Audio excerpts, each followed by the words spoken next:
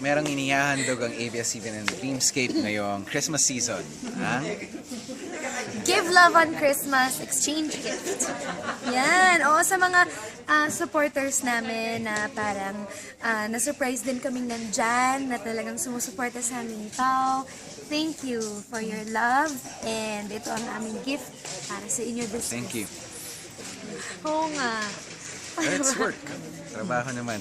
It's a nice project, meaningful, and may matututunan ngayong Parang ito na rin yung sigurong pang-thank you namin, yun na nga, sa mga sumusuporta sa amin na hindi naman namin talagang ine-expect dahil nga wala naman kaming project together para magkaroon ng supporters. Pero napakalaking bagay din sa amin na nandiyan sila and it's our gift para pang-thank you rin sa kanila this Christmas.